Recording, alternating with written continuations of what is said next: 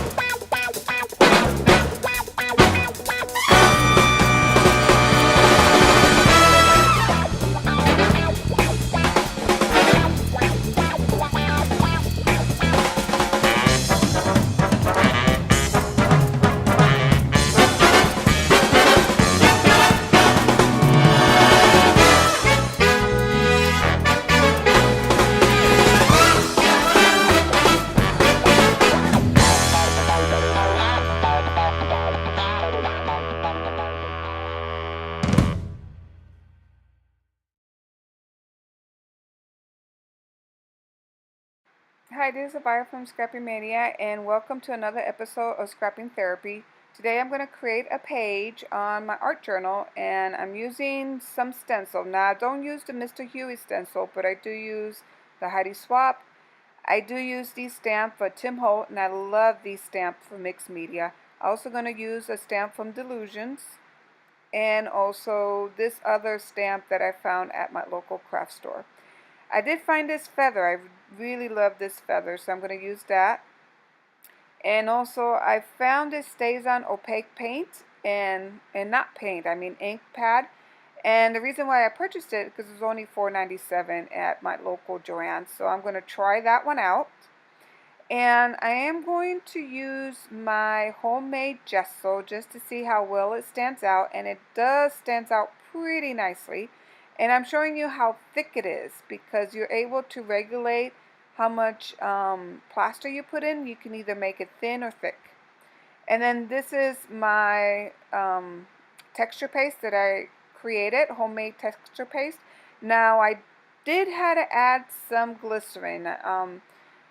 3 days after I made that video and I stored my texture paste, it did get dry and almost to the point that it was unusable, but I was able to rescue it with glycerin. And I just put enough glycerin to just bring it back to life, make sure that it was still workable.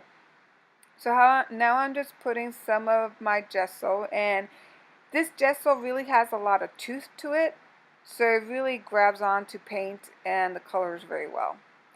And then I'm using some of my homemade color mists, and if you've seen my video, I make my color mist using printer ink, recycled printer ink that I have left over.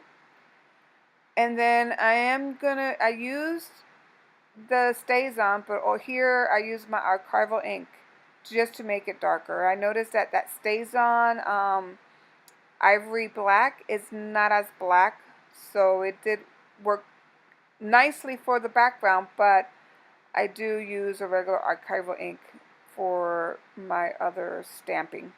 So here I created this Dunkin' Donut cup, and the reason why I'm making this page is because every weekend my husband and I wake up early morning, Saturday morning before the kids are awake, and we go out and have a cup of coffee at our favorite Dunkin' Donut restaurant. We also sometimes we do purchase the sandwiches there. So I just wanted to kind of document that.